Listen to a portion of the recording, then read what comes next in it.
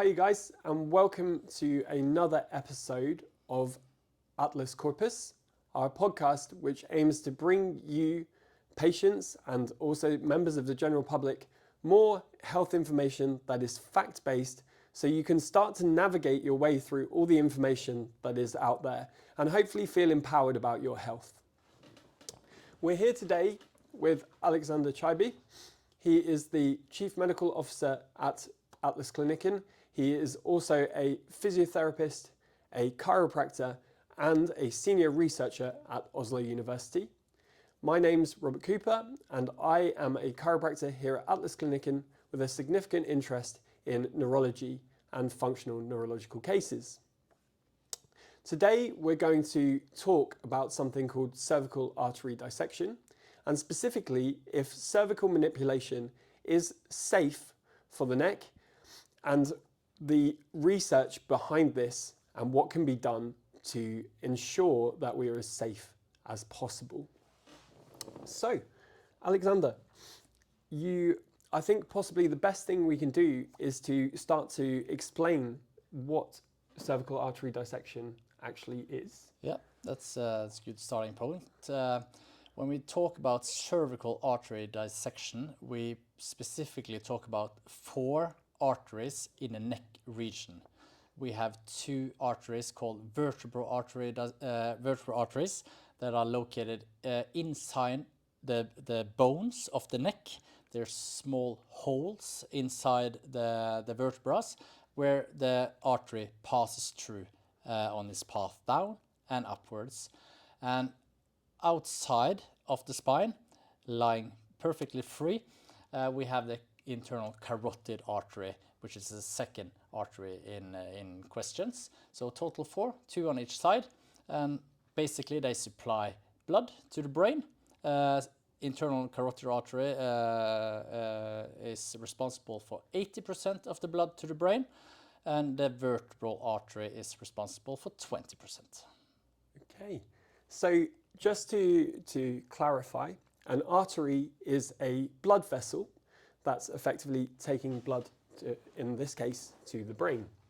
So moving on from that, is chiropractic adjustment or manipulation of the cervical spine safe? And what do you...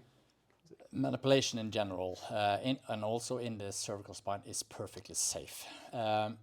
When done by a professional, let me add that. Common side effects or adverse events, not exclusive to cervical or neck manipulation, but in general, is local tenderness and tiredness on a treatment day. Some people can experience mild tension type like headache, and some patients can also report on mild transient nausea, for example. Those are the most common adverse events. When it comes to serious adverse events, they are extremely seldom. Serious can be defined like a rib fracture if you do a spinal manipulative treatment on the mid-back. But fracture in the actual vertebra, the big bone in the middle, it's placed in the middle because it's a long way from the skin, because it tries to protect our central nervous system, which is the vital organ or the communication path for the brain to the body. Seldom happens anything to the vertebral. In terms of dissection, if there's an underlined question regarding that, yeah. It's very difficult to truly assess the risk for dissection because it's so seldom. There are some case studies, and a case study is basically one single incidence that get published in a scientific journal, reporting that manipulation was the single cause for that dissection. In research, and especially high quality research, we cannot conclude based on case studies. We need really hardcore methodological sound papers like an RCT, where we have one treatment group receiving manipulation versus a control or receiving something else, for example. And even then, you need to gear up the sample size. Let's say you need, I would say, probably 2 million people in each group in order to detect one artery dissection. That's pretty much impossible. Put it in another way, there has been some retrospective studies from Canada and elsewhere that had tried to look at the incidence of dissection in correlation to manipulative treatment in the cervical spine. The incidence is stipulated to be 1 per 5.4 million. So when I went to Canada once on a headache congress, and there was an article there that told us something about the risk for dying in an airplane crash. I quickly remembered the risk for dissection in the neck, and I found out that the risk for dissection after spinal manipulative therapy in the neck was exactly half as dangerous as flying. Okay, there you go. Thank you for clarifying. There's obviously been a lot made out of these in the newspapers, and some neurologists have been questioning whether chiropractic manipulation should happen, or also questioning this link between. So is it the point that there is actually no concrete evidence that other than an association between those things? Or is there something that the neurologists are more concerned about, so that perhaps you could? I think neurologists are concerned because the timeline, which is also always very important in medicine, the timeline between last chiropractic consultation, if you want, and the incident date of the dissection were within 14 days, which is a time frame. And if it was within 14 days, the neurologist can suspect that the chiropractor triggered or even caused the rift in the artery. On the other hand, this is a question of the chicken and the egg. All right, did the manipulation set off a rift in the artery, causing a dissection, or did the chiropractor or medical doctor or physiotherapist neglect the subtle neurological symptoms warranting a referral to the emergency department, continuing with the treatment, and then without recognizing the ongoing dissection symptoms? The research points towards the latter. And I know you yourself are published in this area, a published author in this area, and we will certainly touch on some of the strategies that you have actually published in terms of helping people to identify these things afterwards. I would just like to set the scene a little bit and find out, cervical artery dissection in general, is this something that's very, very prevalent throughout the world? Not even talking about now manipulation involved in this, but just in terms of as a general condition. Yeah, that's good you took that up, Rob, because this is a very seldom condition, all right? The research is pretty clear that around 2.6 per 100,000 will get a dissection in the artery. And if, I'm not sure how many people we are on this globe right now, but let's say it's 7 billion, then there will be 26 cases per million, and 260 per 100, and 2,600 per billion, yeah? Okay. Times 7. Yes.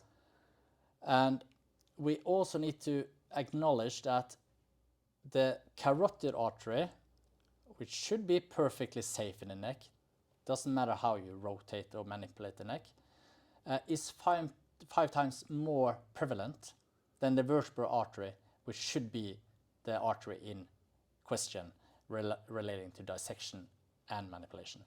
So very, very seldom, and we also need to talk about who gets it, and the mean age is actually 42 for women and 47 for men, plus minus a year. So that means that, and also the scientific community also acknowledged that the fact that people under 18 and over 60 are pretty much safe for dissection in relation to any treatment, I would say. But we don't talk about it. No. So we need, as a clinician, we need to take extra good care of the whole population, and I'll say 44 plus minus, be mindful and be very thorough. Are there some particular symptoms which would be more common in that fact? For example, whereabouts in the head. I know in your own research that you've written about whereabouts in the head you may experience a headache or any of those things. Is there something that would be more like a flag as to? Yeah, I would say for clinicians in general, and considering that neck pain is on fourth place on the global burden of disease, and headache is, and specifically migraine is on seventh, I think. At least we have two common symptoms for dissection on top 10 on the global burden of disease. In terms of neck pain and headache, those two symptoms are the most common. For headache, the headache can resemble migraine or cluster headache. For vertebral artery dissection, that's the most important artery, okay? The headache is located just underneath your hairline on one side. And it's... Just to clarify there, Yeah. Is that the most important artery for a doctor, chiropractor, physiotherapist, manual therapist, osteopath to consider, or is that the most important artery in general? No, the carotid is more important because it Okay. supplies 80% of blood, Yes. and it's more common in terms of dissection. But so definitely the most common, and should be alert on that one. But when we talk about dissection and manipulation, Yes. which somebody just believes is a huge causality, which it's not. But in terms of symptoms, should be aware of both of them. But vertebral is located suboccipital, which we call just on the hairline. It's very dull, like you palpate your pulse, dunk, dunk, dunk, and pulsating like. While carotid artery is more around the eye and temporal, on side of your head. The thing is with vascular headache cause, like dissection, it's not relieved with pain or inflammatory medication, usually. And in terms of neck pain, it's also very different from previous experience. Same goes with headache, for example. A vascular headache caused by a pathology like dissection, very different like all other headaches you ever experienced. And if you have a pre-existing migraine, which 1 billion people have, you are very aware that this is different. So there's going to be quite a large difference between the two. Quite a large difference. And in terms of neck pain, which is the other one which is common, you're not able to provoke neck pain by moving around. There's no positive orthopedic tests, etc. For this. And again, painkillers or inflammatory drugs doesn't help at all. So as soon as you have a patient in your office, you assess them, you don't find any functional discrepancies, and there's something off here. I cannot provoke the pain. And the patient tells this is something else than our previous experience, and the age is around 42, 44. Be a little bit mindful and be thorough and take one extra assessment. It's better to be safe than sorry in these cases. And I note that you yourself have published in the Annals of Medicine, is that correct? Yeah. The risk-benefit assessment strategy, which is effectively, it's a flow chart that can be used by primary healthcare practitioners to try to minimize the risk of these and to stop them from not effectively to ensure that they are detected when they are present. Can you add a little bit onto that in terms of and maybe shed some light on that flow chart? Yeah, and I how can. that- I did that study with a neurologist, a very experienced neurologist, by the way. He's one of the leaders in a classification subgroup of the International Headache Society. And I've done research with him for many, many years. This paper was not easy to publish or write up at all. It was easier to publish than write, to be honest. Because this is not a common problem in the population, and the literature is not clear on this or this. So we really used a lot of time to gather all the information on the actual problem.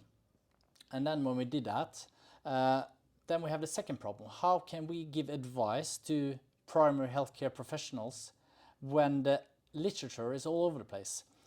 And then we had to do some cutoffs here and there, and we ended up, which I think was a pretty nice way of doing it, one A4 paper flowchart where we had some background information on environmental factors and some genetic factors. And then we have the hardcore most common things, which are neck pain and headache, and of course recent trauma. If that's involved as well, they fell, got some dull pulsating neck pain. It's different from all other experience. And keep in mind, Rob, that 50% of the world's population will have neck pain within 12 months. And even more shocking is that within the last 30 days, 40% of the population will experience some neck pain. And per day, it's around 7.2%. It's a lot of people going around with neck pain. So they know their body, and if they have a recent trauma, a different type of headache, it's dull, and especially if it's progressing, then be mindful. I think that's great advice. Having read the risk benefits assessment strategy again prior to this conversation, I noted that there were some things up there about things like vitamin B12 deficiency, was it? And also other factors that can contribute to those things. And I think that's a very good thing to bear in mind for all primary healthcare practitioners, and something that we can all professionally benefit from, is to review those things and perhaps have something like that flowchart available. So if you do have a patient that's within those things. So if there are any primary healthcare practitioners listening, then as I say, I would recommend that you have a look at that risk benefit assessment strategy flowchart and familiarize yourself with it, because as I say, it could actually help someone's vertebral artery dissection be detected far before. It's a very nice picture in that paper from an illustrator from Brazil. I found that online, but I had to get his consent to use that drawing. It's the best drawing of the arteries I've ever seen in my whole life, and he consented to that, and that's in the paper now, and it gives a really nice view on the arteries. Excellent. Now I know that neurologists in general are critical of, I don't want to make a sweeping generalization here, but we've heard from many neurologists in the news recently as well that they are critical of cervical manipulation. And I also know that there was a neurologist who criticised the risk-benefit assessment strategy as being something that was not picking up on all of the factors and all of the things that could come into there. Could you perhaps shed some light on some of the criticisms and then your own thoughts on that? Yeah, I can do that. The general rule is that it's always much easier to criticize than to produce. And I don't remember who's criticized that, but that's fine by me. This is a disorder that is really hard to diagnose. Okay, I work as a expert professional at the Norwegian patient claim system. I see these cases where patient hand in a complaint to the insurance company. I can see that patients have been to the emergency department, being sent home with pain medication.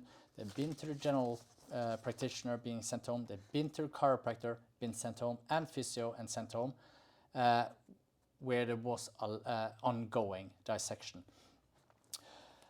So clinically, it's really hard. it's much easier if it's advanced, hardcore neurological symptoms. The eyes go back and forth, and they have like a wiggling foot, like we call ataxia, or they've lost strength and no sensation in the arm, and they are hugely dizzy. Then we as clinicians, we know that this is not a common musculoskeletal problem. We need to refer to exclude underlying pathology. But that's not the case. Many dissections heal themselves without anyone, not the patient, not the physician, not the chiropractor, no one knows it. They've been slightly dizzy for a few hours. The bleeding stopped because it coagulated, like you cut yourself, it stops bleeding, coagulate. That can happen in artery as well. Most likely, there's much more healing dissection in the world than actual dissections. And then we come to imaging, okay? So we suspect the dissection. Where should we do the imaging? Should we do ultrasound? Yeah, we could, but the error margin is very high. Should we do a plain, simple MRI? Probably not pick it up because it's very subtle. We need to go for MRI angio, like you mean contrast, yes, inside the veins, and then image to have a very clear picture. And even then, you miss them. So that's when they inject dye Yeah. into the exactly, the dye. arteries. Yeah. And even then you miss them. So it's not as clear cut as possible. And I just want to tell you a story because I went to a seminar once with a professor in anatomy, a French guy, and he was very funny and very he sounded like a wise guy, okay?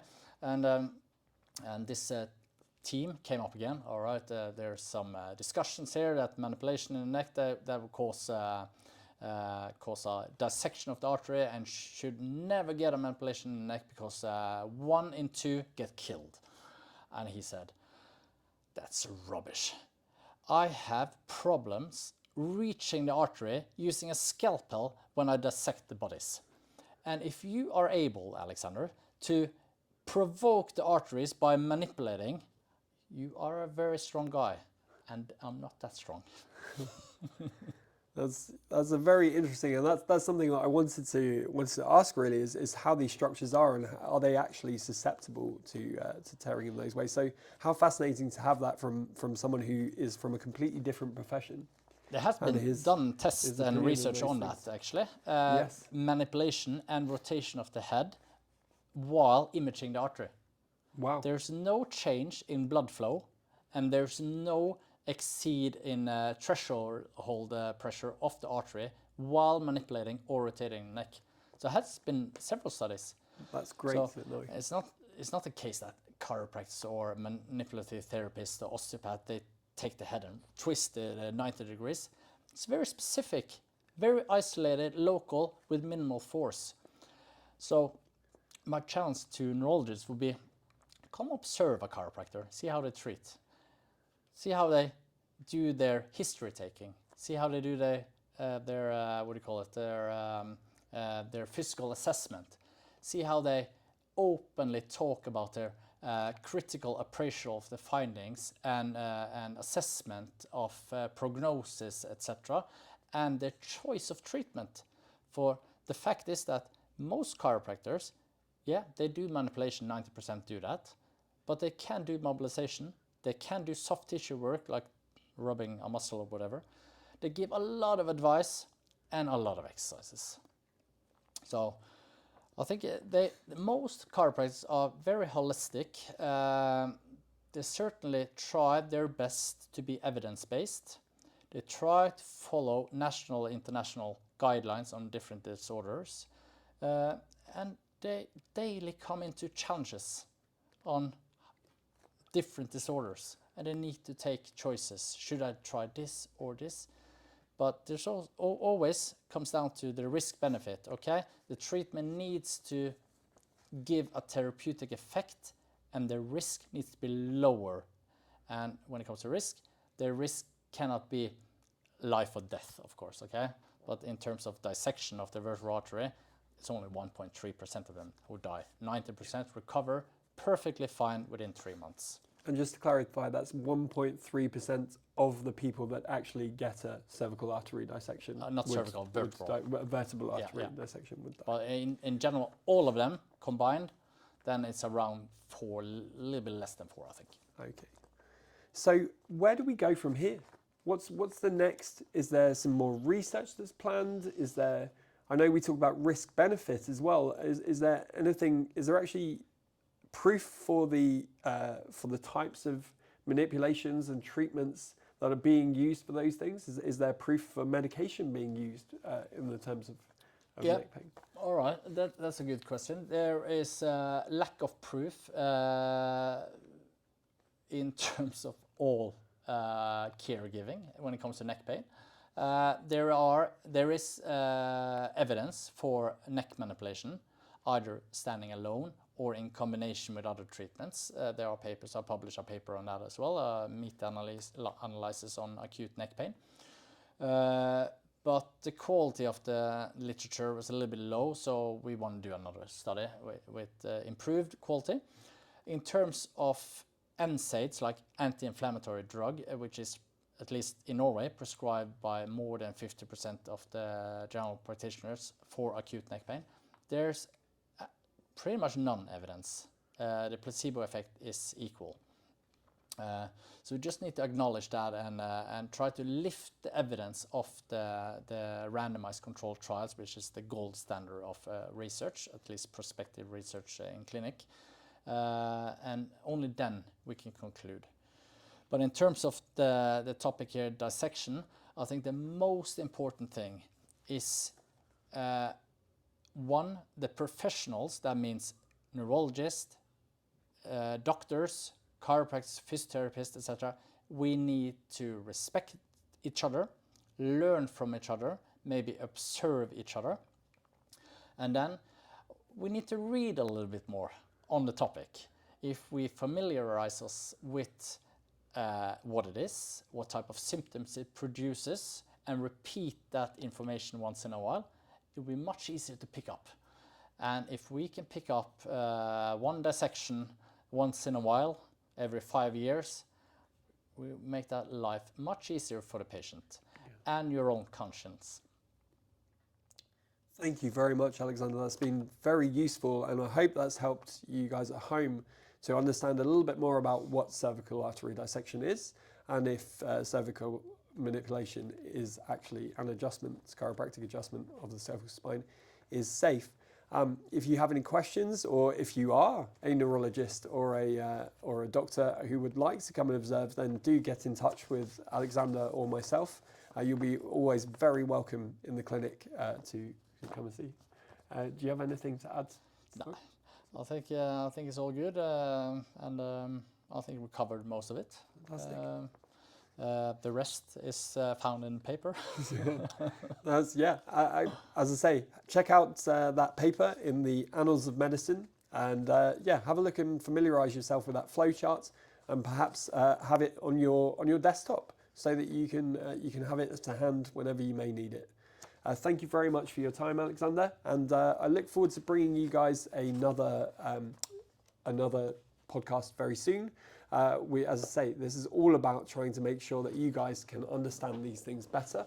I realized that towards the end of this, we did just come into a position whereby we were talking a little bit more at the level of practitioners, and that's just because we are so passionate about ensuring patient safety and ensuring that the research is out there and it's known. So as I say, you will probably find that we go a little bit more into some easier topics and understanding of the body as we come through this, but we did need to cover this because it is such an important topic. And as I say, if there's any primary healthcare practitioners that are listening that can benefit from this as well, then absolutely fantastic. So thank you for joining us, guys. Have a great, I would believe we'll be back in about a month's time after the Norwegian summer holiday. And we look forward to bringing you another podcast then. Take care and have a good summer.